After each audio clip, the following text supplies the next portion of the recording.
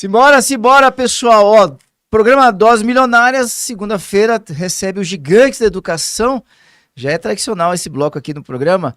Quem está aqui com a gente e está à frente dos gigantes da educação, também da Hike Global College, é ele, Egson Agatti. Seja muito bem-vindo, tudo bom, Egson? Obrigado, Léo. Mais uma vez estamos aqui na segunda-feira recebendo mais uma gigante. Estamos com uma gigante aqui hoje, uma gigante. Estamos aqui com a Carminha, que é a diretora pedagógica da Casa Montessori. Seja bem-vinda, Carminha. Muito obrigada. Eu agradeço demais, com muita alegria, por mais uma vez estar aqui juntinho aí de vocês, né, falando um pouquinho sobre educação. Exatamente. Como a gente fala aqui, né, a gente gosta de trazer gigantes que estão fazendo o Brasil melhor, um aluno de cada vez. Muito bom. Verdade. Conta pra gente, Carminha, qual que é a sua história com a educação? Bom, minha história com educação, acredito que desde o meu nascimento, porque eu sou filha de professora, né? Então, minha vida toda foi ouvindo mamãe preparar planos de aula, diários e essas coisas todas. Então, eu já cresci assim. Sua mãe era professora de quê? Mamãe sempre foi professora de escola primária. Passado um tempo, ela passou a ser diretora das escolas por onde ela passou, né? Sempre da rede pública. Mamãe sempre foi servidora do estado onde nós morávamos. Primeiramente no Paraná, e depois ela se mudou para Brasília após se aposentar lá. E aqui fez o concurso novamente, porque ela se aposentou muito jovem, passou e se aposentou aqui também. Legal. É.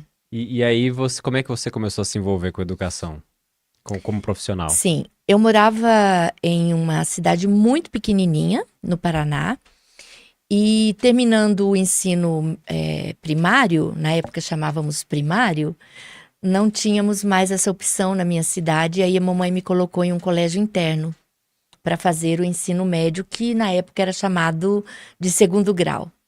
E lá eu fiz magistério. Então, com 15 anos, eu me formei no magistério e já parti para a luta. E você já virou professora? Sim, A partir dali? sim. Com 15 anos? Voltei para minha cidade pequena naquela época, né? E voltei, já fui trabalhar, já fui ser professorinha. Na época, Edson e Léo, eu iniciei minhas atividades como professora alfabetizando adultos. Olha só. Que na época era chamado de Mobral. É o famoso Mobral. Famoso Mobral, que hoje é um É EJA. o EJA. É. Que é educação de jovens e Mobral. adultos, né? Eu acho que é alfabetização de jovens e adultos. Para mim, assim, eu acho que isso me fez me apaixonar ainda mais pela educação, 15 sabe? anos. Eu tinha 15 anos de Olha idade. só. Você está falando Eu que iniciei- naquela época, mas se a gente for para alguns estados e algumas cidades menores, até o entorno de Brasília, não sei adultos, mas escolas, as antigas primárias que a gente fala hoje, que é educação infantil, tem muito adolescente dentro de sala de aula. Tem, Muito. Como tem. assistente ao do professor e tudo E mais. você dava aula para pessoas mais velhas que você, com 15 Muito anos. mais velhas, muito Como é mais que era isso? velhas. Era para mim, você sabe que o adolescente ele é muito desafiador, né? Sim. Então, se lhe dá liberdade, ele vai em frente. Eu tinha o conhecimento, né? Eu tive um ensino médio incrível. Eu estudei em um colégio de freiras ucranianas, né? Então, Nossa, elas ucranianas? lá em uma cidade chamada, hoje ela é chamada aqui no Brasil, lá no Paraná, é a Pequena Ucrânia, que é Prudentópolis. Olha só. Sim.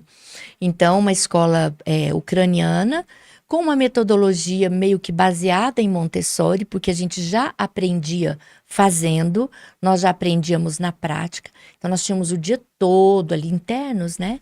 Então, internas, éramos só meninas, e nós fazíamos tudo, era uma comunidade, na verdade. Então foi bastante interessante. Quando eu saio de lá, eu já saio, volto para minha cidade e já volto trabalhando. A mão de obra, digamos assim, é muito difícil até hoje, você imagine antigamente. Então nós tínhamos que trabalhar, que na época chamava-se reciclar, né?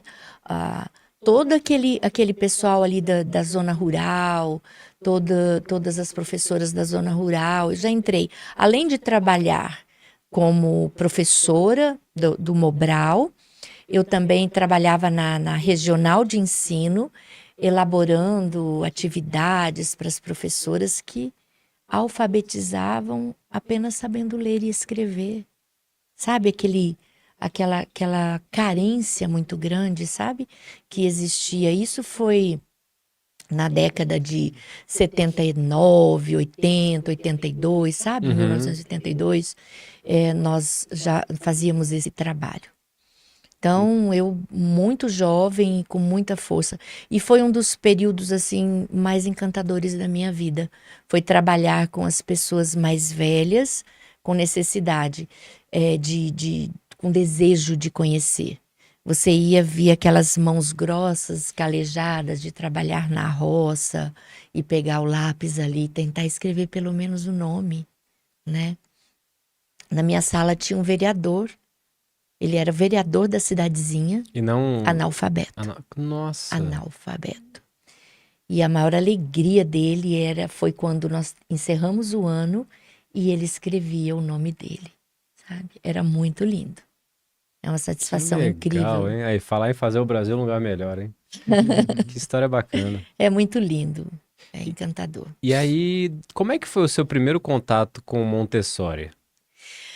Meu primeiro contato com Montessori foi... Eu acho que eu já saí com o desejo de não trabalhar com o tradicional, sabe? Eu nunca fui uma aluna do tradicional. Todas as vezes que eu aprendi muito bem, Edson, eu aprendi fazendo. Uhum. Mesmo antes de saber que um dos pilares da educação é esse. Só pra gente botar em contexto aqui, Uhum. pro pessoal que tá escutando a gente, né? O que que a gente quer dizer com tradicional quando a gente fala de educação? Câmera 1 aí, Roger. Repete, por favor. O que que Câmera a 1, gente... Roger. Deixa eu ver aí como é que tá ficando. Fala, Roger. Tô bonito na câmera, tá bom? Pronto. Aí não adianta ter colocado aqui se não tá usando. Então vamos lá. Quando- Qual foi a pergunta mesmo? Tradicional. O que que você nós- quer dizer com tradicional? Quando a gente fala em educação tradicional, a gente fala naquela educação onde nós aprendemos com o professor sendo o protagonista. O professor é quem traz o conhecimento para a sala de aula e nós, sujeitos aprendendo, alunos aprendendo, apenas passivamente ouvimos ao professor, né, ouvimos o que ele diz, o que ele ensina, o que ele traz, com a condição de que daqui a algum tempo eu tenho que mostrar o que eu aprendi, né? Eu tenho que me exprimir em aprendizado em uma folha de papel, talvez. Ou seja, Fazendo uma prova, uma avaliação escrita. conteúdo vem do professor Vem do e é professor transferido aos alunos de uma forma expositiva e o Isso. aluno fica de forma passiva Sim. vendo a aula. É como a maioria das pessoas aprendeu, né? É como a maioria, né? Assim, antigamente eram todos. Não se falava num outro tipo de metodologia, né? Isso eu digo há uns 20, 30 ou mais anos, que foi a minha forma de aprendizado, de certa forma, até a minha até o ginásio, que se falava antigamente, que era a 4ª série do ginásio, correspondente ao 8º ano, sabe? E aí depois eu fui exposta a um mecanismo diferente de ensino, a uma metodologia diferente, onde nós aprendíamos ali na vida prática. Hoje em Montessori, nós temos uma disciplina que chama-se vida prática. A criança aprende na escola, não só, mais ou menos como a educação que a Stephanie estava conversando conosco ali, e é mais ou menos isso que a gente trabalha, sabe? Dessa forma. Então, eu posso aprender alguma coisa quando eu tenho 3 anos, 4 anos, amarrando o meu cadarço do meu tênis? Posso, claro, muitas coisas ali. Nós, guias, né, professores Montessori, com formação Montessori, nós conseguimos tirar de uma amarração de cadarço uma aula de matemática, por exemplo, né, uma aula de língua portuguesa, uma aula de educação cósmica que abrange geografia, história, ciências. Então, usarmos do que vivemos no dia a dia para transformarmos isso em conhecimento. Então, essa é a grande diferença entre uma educação tradicional, né, ou a educação conteudista, com uma educação montessoriana, uma educação Waldorf, por exemplo, que é meio similar à Montessori. O que é a Waldorf? Essa eu não conheço. A Waldorf também é uma metodologia que aqui em Brasília eu acho que nós temos 2 ou 3 escolas que são também Waldorf, que trabalham com esse tipo de método em que leva a criança, o sujeito estudando, a liberdade de aprender.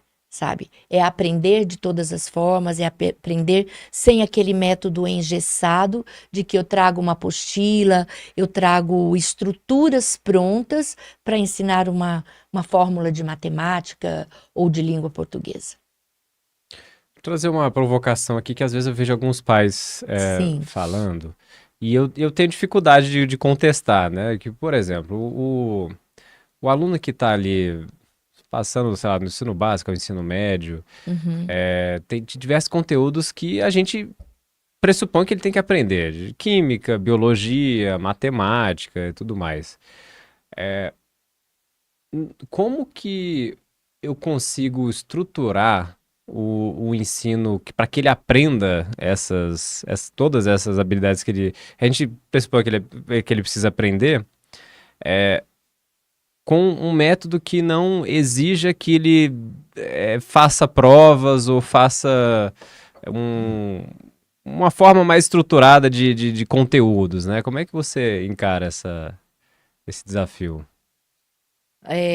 Você me pergunta sobre a questão das provas. Isso. É De isso. avaliação, Como né? eu trabalho com uma criança ou um adolescente para que ele esteja estimulado a aprender, Se não- sabendo que ele não será colocado à prova. Ou até não só isso, mas também como que eu consigo estruturar um ensino para que o aluno, por exemplo, aprenda química, por Certo. exemplo. Tem a tabela periódica e tem as coisas que a gente tem que aprender, química orgânica, sem eu ter um conteúdo e uma prova no fim do dia, né? Sim. Qualquer metodologia, quando nós falamos em montessoriana, Montessori, quando nós falamos em Waldorf, quando nós falamos em construtivismo tradicional, enfim, qualquer metodologia, nós estamos falando só na maneira, na forma de ensinar. O currículo é sempre o mesmo. Então, nós, Escola Montessori, que fazemos a metodologia Montessori, nós seguimos o currículo do MEC. Né? Então, nós somos credenciados pela Secretaria de Educação, somos obrigados a seguir a resolução, então, curricular. O que é que uma criança de 3º ano, por exemplo, do Fundamental 1, o que ele precisa aprender em matemática, português, geografia, história e tal. Então, nós trabalhamos tudo isso com ele, mas utilizando materiais diferenciados. Sabe? Então, o que eu colocaria esse educando à prova, né, com uma avaliação, digamos assim, no final do mês ou de um bimestre, nós fazemos todos os dias. Uhum. Então, ele é experimentado todos os dias. Eu, enquanto professora, e os multiprofissionais que existem em uma escola, tanto Montessori quanto outros métodos, nós estamos colocando, nós estamos avaliando e analisando educando todos os dias. E tentando entender esse o grande diferencial das nossas escolas hoje com esse tipo de metodologia, e que deveria ser dos demais, é exatamente isso, né? É olhar para o Léo, olhar para o Edson, falar assim, olha, eles estão diferenciando em uma questão. Ele me olha com muita atenção, muita curiosidade quando eu falo sobre um determinado assunto, mas o Edson não. Por quê? Uhum. Né? O que é que está acontecendo? Que método, que estratégia, que tipo de material eu preciso utilizar para que o Edson, tenha curiosidade de aprender isso, sabe? Então, é isso que nós vamos trabalhando. E aí, quando acontece o aprendizado, é você que vai me dizer com as suas atitudes, com o seu comportamento. E aí sim, eu posso te colocar à prova. Vamos para o laboratório? né? Vamos para um trabalho juntos para nós vermos como é que você vai se sair, essa interação, o prazer em fazer, né? Porque a vida é assim. Você não se prepara para a vida se preparando sempre para uma prova, Uhum. não é verdade? Sim, Nós temos, todos os dias, nós precisamos ter a liberdade de pensar, de agir, para resolvermos problemas, sim. né? E o que mais acontece é o aluno estuda, memoriza, aí ele vai bem na prova, uma semana depois esquece tudo. É verdade. Você sabe que uma vez se é minha vez de falar, posso falar, né? Pode? Uma vez Carminha. o professor é muito falador, Léo. Aí Está em casa. a gente começa a falar de educação e a gente quer falar Inclusive, se sempre. quiser que os meninos calem a boca, você pode mandar aqui. Isso, Não tem problema. exatamente. Silêncio aí, né? Põe a Já gente no passei mudo. por isso. Uma vez eu estava trabalhando com um grupo de alunos de pós-graduação na área da educação e eu vi um relato de uma professora, uma aluna, e ela me disse que ela tinha um aluno de ensino fundamental 2, né? 6º ano, 7º ano, e ele tinha vindo de uma outra escola, tinha sido retido por muito tempo, ele já estava fora da faixa etária dele para estar ali. E ela um dia fez um exame, uma prova com ele, e ele não conseguiu executar aquela prova. E aí foi averiguar todo, né, o histórico dele de tantos anos e viu que ele havia sido retido muitos anos e tudo. E aí né, o que veio no relatório é um aluno que vai só passar de ano. Não se preocupem, ele é um aluno que vai apenas passar de ano. Isso para quem ama educação é muito triste você ouvir isso, sabe? A mãe falou que para ele vir para a escola mesmo, só para não ficar em casa, mas ele vai só passar de ano. Mas por quê? Não porque ele não consegue escrever, ele não consegue fazer provas, ele não consegue isso e tal. E aí ela um dia trabalhou e ela percebia que sempre que ela estava passando conteúdos e trabalhando ali, isso numa metodologia tradicional, inclusive, escola da rede pública, ela viu que ele desenhava. Em todo o tempo essa criança desenhava. E aí ela falou, olha, pediu autorização lá para a gestão da escola, eu quero que na minha próxima prova o aluno tal desenhe. Eu posso fazer isso? Pode. Aí ela, na prova dele, ela disse, olha, meu filho, você vai hoje, tudo que você compreendeu sobre o conteúdo que eu vou trabalhar hoje, eu quero que você retrate por desenhos. E ele fez vários desenhos e tal. Quando ela viu, ela ficou encantada com aquilo, sabe? E aí e ele começou a retratar todo o conhecimento dele por meio de desenhos. E aí essa professora falando sobre isso, eu achei incrível, no dia eu me lembro que eu me emocionei com a situação, porque, meu Deus, ele está ali falando por meio do que ele tem habilidades, do que ele entende, ele está falando por meio de desenhos, né, riscos, enfim, que para ele tem um significado incrível, né? E aí um dos alunos que estava lá, quando eu falei, olha, tá aí, essa é a saída para ele, para a realização dele. Aí alguém fez a seguinte pergunta, tá, e quando ele for fazer um concurso público? E quando ele tiver que fazer um exame de trânsito? E quando? Mas esse quando será daqui a alguns anos. Por que não aproveitarmos hoje o potencial dele, a habilidade dele para aprender? Porque é isso que a gente estuda. O ensino tradicional diz que eu tenho que fazer por letras, por provas, por escritas. Mas se eu fizer só isso, como ele vai aprender? Passado um tempo, uns 4 anos mais ou menos. Quantos anos ele tinha? Ele estava no 3º ano do Fundamental 1. Passado mais ou menos uns 4 anos, essa professora relatando, uns 4 anos, esse aluno já fazia uma redação.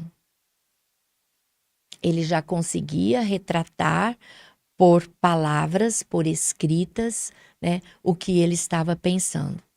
Então, é óbvio que daí foi feita uma investigação, né? E foi sobre isso, e ele começou a ser atendido por multiprofissionais específicos para a área e tudo mais. Mas quando eu digo que você precisa fazer algo escrito, quando eu digo que hoje o padrão da prova é essa, eu estou excluindo pessoas que não conseguem fazer nesse padrão. Eu estou impedindo que essa criança, que esse adolescente, por meio do potencial dele, alcance o conhecimento que eu estou propondo ali naquele momento, né? Então, nós educadores precisamos ter essa sensibilidade. Se aquela professora não tivesse tido a sensibilidade de trabalhar com essa criança da maneira que ela precisava naquele momento, ele não teria tido a oportunidade de avançar dentro das suas habilidades. Aí eu condiciono um ser humano a viver nas inabilidades a vida inteira, porque eu não abro o precedente para ele trabalhar dentro das habilidades que ele tem, mesmo que sejam mínimas. Sendo que talvez seja ali que essa pessoa consegue fazer alguma coisa diferente do que as outras estão fazendo, né? Ele consegue descobrir sim. formas de tratar diferente, Sim, que pode ser uma forma diferente de abordar um problema, às vezes, na fase adulta, que outras pessoas não estão observando. Se tem uma pessoa que sim. pensa diferente, que faz diferente, que consegue fazer diferente, ela conseguiria resolver as coisas de uma forma diferente e se sobressair em relação aos seus pares, né? E isso é tão bacana porque você tira a questão da educação desse movimento de massa, né? Porque você olha para a individualidade. E é claro que todo tratamento ali, talvez tenha até algum diagnóstico ali de atipia, é possível, mas independente disso, não ter interrompido, porque ele já vinha de interrupções. Sim, Naquele momento, fala assim, vamos dar sequência com aquilo que nós temos. O que nós temos hoje e o que temos, o que a gente pode fazer o melhor. Essa dedicação, essa entrega, e eu vou dizer, esse trabalho, que às vezes é o que a gente foge, esse trabalho de dar o melhor com aquilo que eu tinha ao meu alcance naquele momento, é que fez uma mudança gigantesca na vida desse garoto. É lógico que uma mãe, quando fala assim, ele tem só para passar de ano, para não ficar em casa, é claro que ela pode até disfarçar, mas isso traz por detrás dessas palavras, deve ter muita dor, muita insegurança, né? Como é que vai ser o futuro do meu filho? Agora, por outro lado, uma professora que se deu o trabalho de ir além, né? Ela podia muito bem ter descartado, nem a mãe mais cobrava isso. Até a mãe já tinha desistido, coitada. Ela falou, não, eu vou fazer diferente. Olha o poder de um educador. Exatamente. Quando ele leva com afinco aquilo que é a missão dele, né? É lindo, essa história é espetacular. Essa pessoa de Brasília, não? Sim, de Águas Lindas. Olha só, era de Águas Lindas. Tentar trazê-la aqui. Pois é. Você ainda tem contato com ela ou não? Eu não tenho. Com o aluno, você diz? Com ela, com a professora. Com a professora, não, mas eu posso buscar. Eu trabalhei isso há muitos anos. É uma história muito linda. Só para ficar como registro aqui, muita gente acompanha um programa que não é de Brasília. Águas Lindas de Goiás, a gente chama de entorno de Brasília, é uma cidade do estado de Goiás, é vizinha aqui de Brasília, é fronteira mesmo. Dentro e em torno, Valparaíso e Águas Lindas são as maiores. A gente está falando aí de classe C e uma parte de Águas Lindas é muito pobre. Outra classe C, quase classe média baixa também tem lá. Mas a maioria são pessoas carentes. Sim. Que trabalho bacana, hein? Muito legal. Muito. Nós educadores, nós precisamos ter, né? Eu sempre digo, gente, antes de qualquer coisa, antes de qualquer área do conhecimento que a gente escolha, seja das letras, dos cálculos, enfim, nós precisamos ter a sensibilidade, nós precisamos ter o amor e entender que, enquanto educadores do infantil, do adolescente, do jovem, nós estamos construindo o futuro da humanidade, né? Isso tem que ser latente dentro de nós. Tem que ser.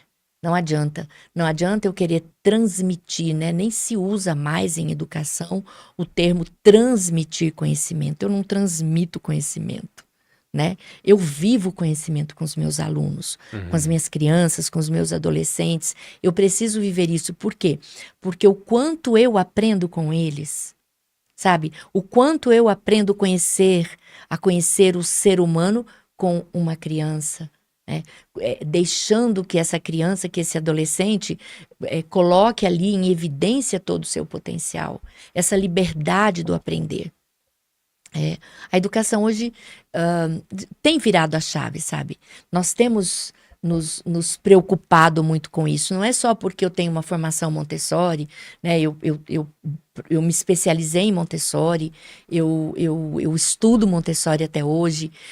Não é só porque eu sou Montessori, é porque eu sou educadora. Montessori é só um método. Alguém que teve lá 1800 e tanto, teve lá sabe, um termômetro lá que apitou e disse assim, olha, procura, olha lá o individual, né? Olha, ela era psiquiatra, Maria Montessori. Conta pra gente sobre Montessori, como é que era a história? Então, Montessori ela é italiana, né? A gente já falou sobre isso. E ela foi uma das primeiras mulheres a se formarem em medicina, numa época em que mulher não fazia aula de anatomia junto com o homem. Então, ela fazia, as aulas de anatomia dela eram feitas na madrugada, sozinha no laboratório, porque ela não podia ver um cadáver nu na frente dos colegas homens. É França, isso? Itália. Então, ela fazia as aulas de anatomia nas madrugadas, no laboratório. Ela lutou muito para se formar a médica que foi, né? Uma médica de sucesso, inclusive. E aí ela teve acesso a criança, ela fez psiquiatria e teve acesso a crianças com dificuldades de aprendizagem, com dificuldades em conviverem, com muitas dificuldades, tempos pós-guerra e, enfim, crianças com traumas emocionais, crianças mutiladas, crianças com muitas dificuldades. E aí ela começa a observar essas crianças e ver que eram crianças excluídas. E ela se preocupava, né? Como será o futuro dessa criança? E começou a fazer um trabalho com elas em uma casa, montou uma casa chamada La Casa dei Bambini, Casa das Crianças. E aí lá ela levou essas crianças que tinham algumas dificuldades e começou a observá-las e entender que elas tinham potencial mesmo com todas as condições que cada uma delas tinham nas suas individualidades, mas ela entendeu que tinham potencial. E ela falou, olha, a primeira coisa que eu vou fazer é dar acessibilidade. Elas precisam ter acesso ao que tem, tudo que tem aqui na casa. E ela desceu todos os móveis. Fez todos os móveis à altura das crianças. Desde armários de vestimentas, cozinha, tudo.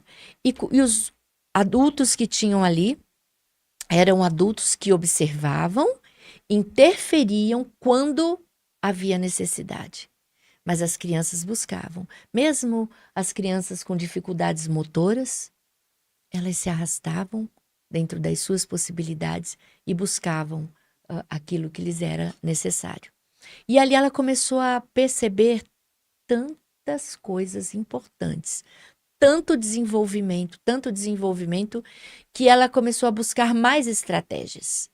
Eu preciso de estratégias para ensinar, agora eu preciso ensinar. E aí ela descobriu que ela teria que fazer pedagogia. E ela fez pedagogia. Então uma ela médica. É uma médica, Olha só. fez pedagogia para saber das estratégias e mecanismos de ensino. E aí surge a metodologia Montessori. Que interessante. Em todas as escolas da Europa, a maioria das escolas da Europa, elas trabalham com a metodologia Montessori.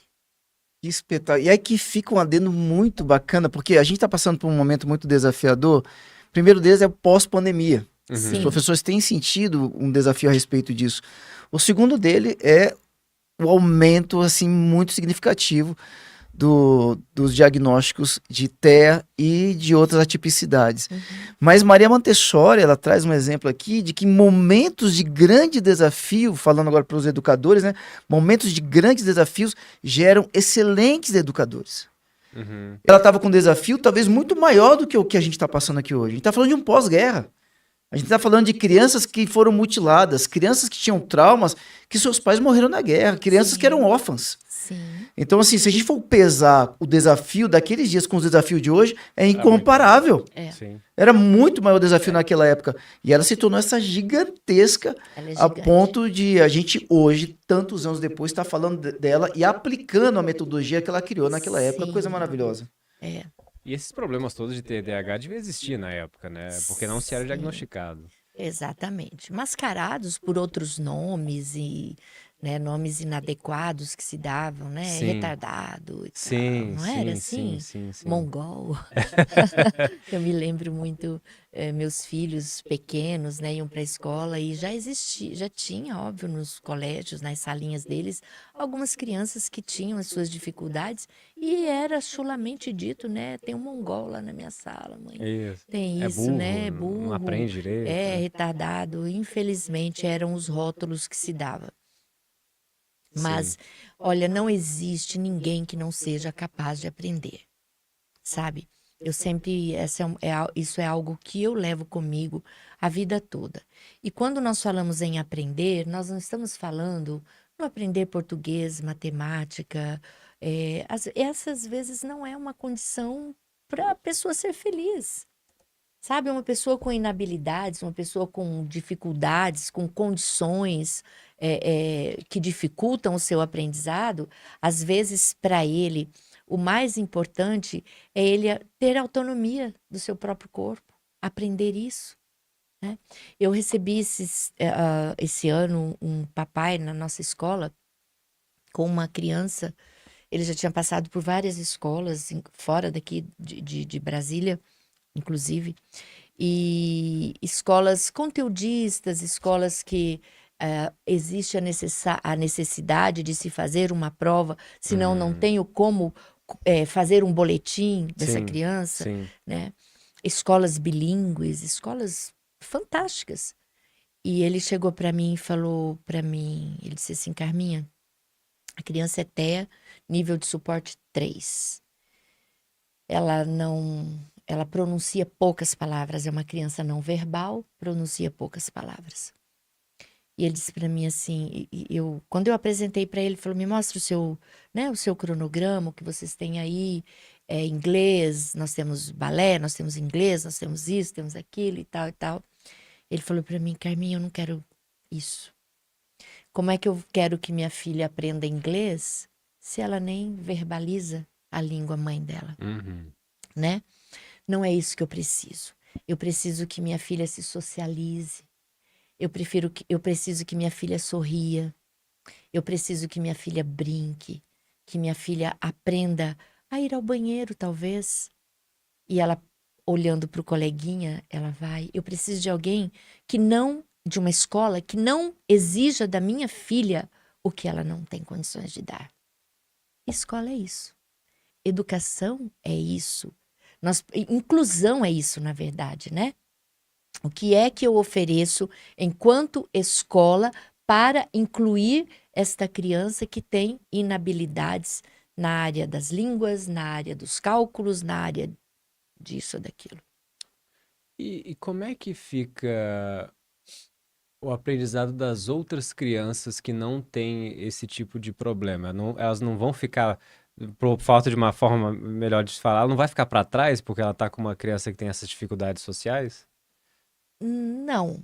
Você disse sobre a inclusão? Sim, Por exemplo, eu tenho 10 crianças em condições ditas normais e eu tenho 3 crianças atípicas dentro da sala. É isso? Isso, exatamente.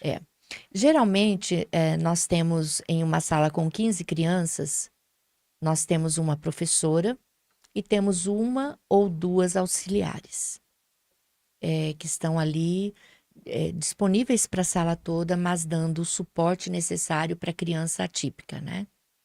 Então, a aula ela é trabalhada normalmente, porque nós estamos falando da inclusão. Então, a aula é trabalhada normalmente, os conteúdos trabalhados normalmente, e aquela criança com o diferencial de ter alguém que dê um suporte maior. Então, por isso é chamado, né, o TEA nível de suporte 1, é o nível de suporte que eu tenho que dar para ele. Nível de suporte 2 é o nível de suporte que eu tenho que dar. Entendi. E o nível de suporte 3. Então, eu tenho uma criança de nível de suporte 3, eu preciso ter um acompanhante terapêutico com ele o tempo todo. Tá? Então, ele vai dar, ele vai trazer, ele vai acompanhá-lo nas atividades, em tudo que vai fazer, sabe? Entendi. Então, as crianças não são. E é tão lindo, é tão maravilhoso a compreensão que os coleguinhas têm com aquela criança que exige uma condição mais especial de ensino. Que legal. É lindo. Isso Faz parte do aprendizado também, né? Faz, A empatia. faz. Sim, faz. É maravilhoso, porque socialmente é isso que você vai viver, né? Você vai hoje para uma empresa, você vai para o seu trabalho, talvez o seu colega ao lado, ele é um atípico, né? E aí nós precisamos aprender a identificá-lo e a compreendê-lo. Nem precisa ir tão longe. Às vezes você consegue uma posição de destaque no seu trabalho porque você tem determinada habilidade. O colega do seu lado não está nesse nível ainda. E você não pode exigir dele daquilo que ele não consegue produzir. Você precisa Não ter pode. empatia quanto ao... Isso é muito normal, É muito. a gente vê, né? É muito normal. E, Muito. e a gente não levar em consideração o nível de aprendizagem que o colega está ainda. Então essas habilidades são muito essenciais. Conta um pouco pra gente da sua escola. É a Casa de Montessori, que fica lá em Águas Claras. A gente vai botar a logo dela aqui também. Casa Montessori. Ela é linda. A Casa Montessori, ela é fruto de um sonho, Edson. Digo assim, eu trabalhei aquele período que eu falei para vocês lá com os meus 15 anos, 16, 17 anos. Eu trabalhei com educação de adultos, depois com educação de crianças também. E aí eu me casei, né? Com 18 anos eu me casei, tive meus filhos e resolvi parar de trabalhar. Tive os 3 filhos bem próximos um do outro e só fiquei em casa, conduzindo, né, a educação deles e tudo mais. Quando meu filho mais novo foi para o ensino médio, eu voltei a trabalhar. E nunca parei de estudar, né? Sempre busquei, fiz faculdade, enfim. E aí fui trabalhar em uma escola de ensino técnico. Ali eu fiquei alguns anos. Depois eu, na gestão da escola, entrei como professora, depois fui para a gestão, fiquei 12 anos na gestão dessa escola. E essa escola já era uma faculdade também. Depois eu fui para a direção acadêmica de todo o grupo ali, trabalhando com ensino superior. Depois eu te falo o nome, se você quiser, tiver interesse. E aí fiquei muitos anos. Quando eu Se tiver problema, pode falar. Pode, eu falo, a faculdade LS ali em Taguatinga. Ah, que legal. É uma faculdade na área da saúde. Dr. Luiz. Isso, Luiz e Sayonara, sim. Trabalhei quase 15 anos lá com eles. Que legal, que legal. E em 2019, e aí paralelo a isso, eu vou dizer para vocês assim, era um sonho meu, sempre foi ser Montessori. Quando eu fazia um curso de letras em 1992, na Católica de Brasília, que é uma das minhas faculdades. Eu me formei em educação física muito jovem, que eu queria, mas eu nunca pratiquei. Depois de casada e tal, já com as crianças, eu resolvi fazer o curso de letras. Foi a primeira turma de letras da Católica. E depois fiz pedagogia, né? E aí algumas especializações. Mas no curso de letras, eu ia ter uma jornada acadêmica e a gente tem que fazer a jornada para, né, para constar ali e tal, horas. E eu ia ter uma jornada sobre Montessori. Vinha para cá uma palestrante do Rio de Janeiro. Falei, vou fazer. Sentei, naquela época, estudando muito sobre Vinícius de Moraes e tal, nas literaturas brasileiras, que era a minha área, né, que eu havia escolhido e tudo. E eu falei, vou fazer Montessori. Veio lá do Rio, deve ser muito legal, muito bom, vou fazer. E aí essa mulher começou a falar sobre Montessori e eu comecei a me encantar, sabe? Falei, meu Deus, parece que eu acho que eu nasci Montessori, não é possível, mas será que essa educação existe? Será que funciona mesmo? A criança ter liberdade para ir lá na prateleira e pegar o material que ela quiser estudar e tal e tal.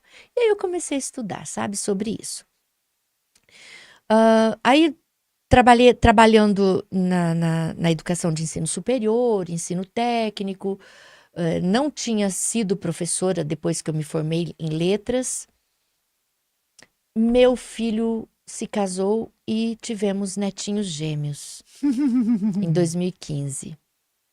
E aí eu comecei a olhar e falei, e agora? Para onde meus netinhos vão? Comecei a me preocupar. Eu falei, quer saber, eu vou montar uma creche. Vou montar uma creche Montessori, sabe? E montei uma creche em Águas Claras, Montessori. Linda demais. Coloquei o nome La Casa dei Bambini, hoje ela já não é mais minha. La Casa dei Bambini começou, foi um sucesso. Foi a Casa de Bambini, que é o mesmo nome que a Maria Isso, Montessori tinha Maria colocado Montessori tinha colocado. na escola Foi um dela. sucesso, foi assim, fruto de um sonho. E as crianças, os babies que vinham para ali, começaram a crescer e os pais, né? Carminha aumenta, era de 0 a 3 anos. Carminha aumenta, faz, eu não quero tirar da metodologia. E Águas Claras tem muitos pais jovens, Sim. muitos. Aliás, é característica de lá, né? São De casais lá, jovens. de jovens. E faz. E aí nós partimos para a Casa Montessori. Nós inauguramos a Casa Montessori o ano passado. Ah, é recente. O ano passado. Eu já venho desde 2016, que foi quando nós montamos a Bambini, a La Casa dei Bambini, e depois, mas a Casa Montessori foi inaugurada o ano passado, em fevereiro de 2023. E é um sucesso. Ela Ainda é existe linda. La Casa Bambini? Ou Existe no mesmo lugar, mas já com uma outra gestão, eles procuram seguir a nossa metodologia Montessori, mas não é mais Montessori, Entendi, que sabe? legal. E agora você migrou todo o seu negócio Todos, para a Casa isso, Montessori. todas as crianças foram para a Casa Montessori. Hoje nós temos berçário, nós temos educação infantil e temos o Fundamental 1. Muito legal. Fundamental 1 que vai até sexta série? Até o quinto ano. Até quinto ano. Até A o partir quinto da ano. sexta que muda tudo. Aí vai para o Fund 2. Que aí os alunos ficam assim, meu Deus, agora tem vários professores. É isso. É isso mesmo. E lá nós temos tudo, assim, que você imaginar, né? A gente tem desde aulas de culinária, temos aulas de marcenaria, é incrível o que as crianças fazem. Eu tenho um professor de marcenaria, que é o nosso marceneiro, né? Que faz as nossas atividades lá e cuida do nosso equipamento também, nosso material. A gente trabalha muito com madeira. E aí ele premolda as peças, traz vários tipos de madeira cortada, com furinhos e tal. Traz tudo e aí solta lá para as crianças montarem. Vocês não imaginam o que essas crianças são capazes. Crianças de 3, 4, 5 anos, eles montam naves espaciais, eles montam materiais de casa. É incrível. Sabe? Muito, muito bacana. Aí nós temos aulas de artesanato. Hoje eles estão trabalhando, fazendo bolas de pano para as crianças do berçário. Uhum. Então desenham. Olha. Eles desenham com a professora, eles recortam, eles vão para a máquina de costura com a professora Olha só. e fazem a bola e fica perfeito. Enchem a bola e o berçário, e eles ficam tão satisfeitos, as crianças a partir de 6 anos que fazem o artesanato, tão satisfeitos de saberem que estão fazendo um material que os bebês vão usar. Que legal. Isso hein? é muito bacana. É lindo. Esta é a metodologia Montessori. É trabalhar todas as dimensões de um ser, né? Todas as dimensões. Eu não sou nada bom em matemática, mas eu sou muito bom para isso aqui, ó. Para construir, para costurar, para montar, né? E É você muito tem, de alguma interessante. forma, aplicar a matemática para aquilo, né? Claro, A é uma geometria forma, ali do negócio, isso, né? é uma forma, né, de você aprender isso também, de Sim. você descobrir o raciocínio lógico em muitas atividades, sabe? É muito interessante. Muito Esta legal. foi a grande descoberta de Montessori quando ela diz que, que a criança aprende fazendo, que ela aprende dentro do seu potencial, quando ela diz que é a inabilidade dela, da criança, que vai levar ao domínio da habilidade que ela tem, sabe? É uma ciência muito Caramba, a querida. inabilidade da criança que vai levá-la. Ao desenvolvimento ou ao domínio da habilidade que ela tem que tá ali escondidinha. Que a gente que não viu ainda. A gente que não viu ainda. É, muito legal. Eu tô pensando num paralelo aqui que o seu trabalho começou com adultos, Sim. primeiro, a alfabetização de adultos. Sim. E Paulo Freire foi assim também, né? É. Ele começou com a educação de adultos, depois. Aí a minha curiosidade é assim: o adulto ele tem uma dificuldade maior de aprendizado do que uma criança, por causa do desenvolvimento do cérebro, diversas razões. Então, o desafio de você alfabetizar um adulto é maior do que o de você alfabetizar uma criança. Esse seu desafio que você teve no começo da carreira ajudou você a moldar a forma como você enxerga a educação hoje para as crianças? Muito. Em todo o tempo. Não só lá no início, né? Com o trabalho com os idosos e com os adultos, como todo esse percurso que eu tive nessa instituição que eu trabalhei, sabe? Eu convivi com adultos, eu convivi com pessoas que adquiriram hábitos no decorrer dos anos e hábitos que influenciam muito na aprendizagem, né? Quando você trabalha com crianças, você vai aprimorando, você vai trabalhando coisas bem fáceis, né? A criança, ela tem o cérebro infantil, ele tem uma elasticidade muito grande, né? Ele ainda não possui hábitos que estão ali já encalacrados ali dentro, impedindo novos aprendizados, né? A lei da Gabriela, né? Que nós adultos temos, que se fala muito por aí, eu se falava na minha época, talvez não na época de vocês, que é a lei da Fala Gabriela. ainda, fala ainda. Eu nasci assim, eu cresci Sociedade. assim, vou morrer assim, né? Sou sempre assim. Então, a criança não tem isso. Ela está pronta ao novo. E nós, adultos, na maioria das vezes, não estamos prontos para o novo. Por traumas, né? Por uma rigidez mesmo comportamental, por várias situações que nós vivemos hoje que nos impedem o novo.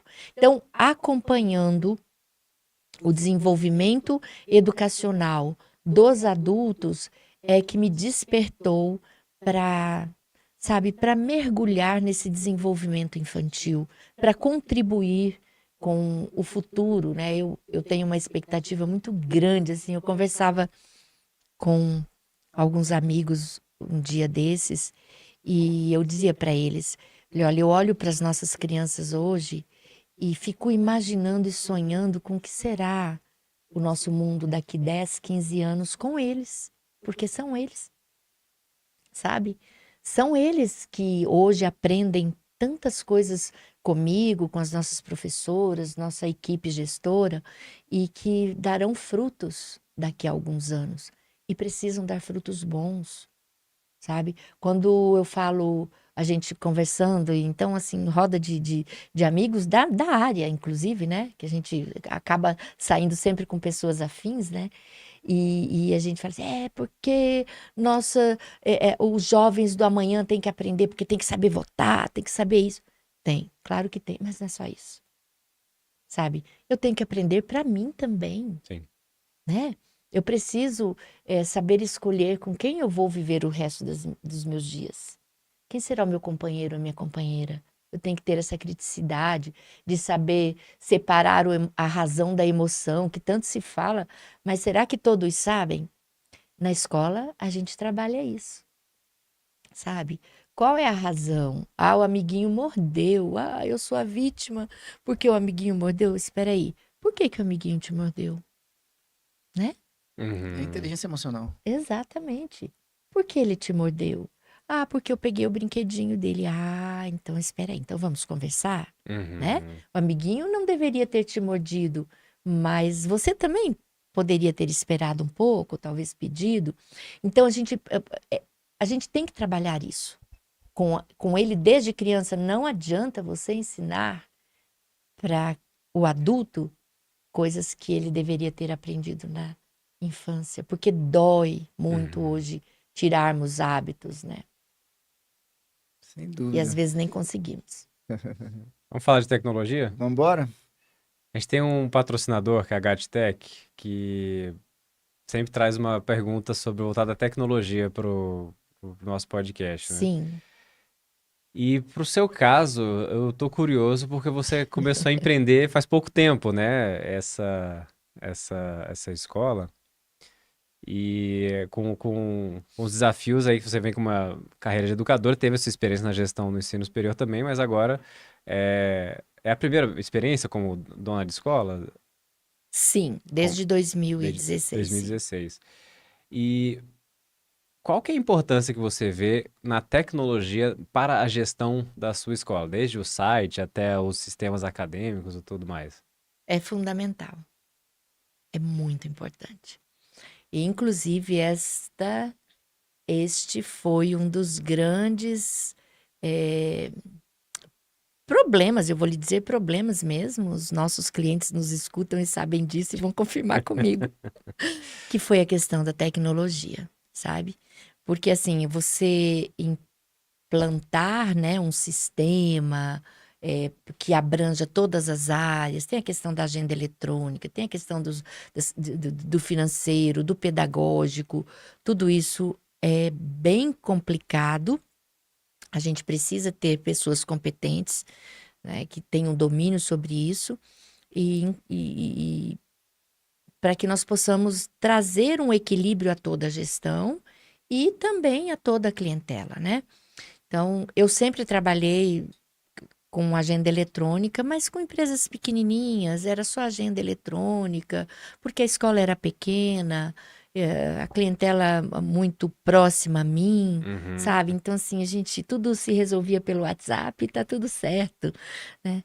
Aí, com uma escola maior, com um triplo de alunos, nós não entendemos, em princípio, a necessidade da tecnologia para que nós pudéssemos ter uma harmonia entre clientes e empresa, né?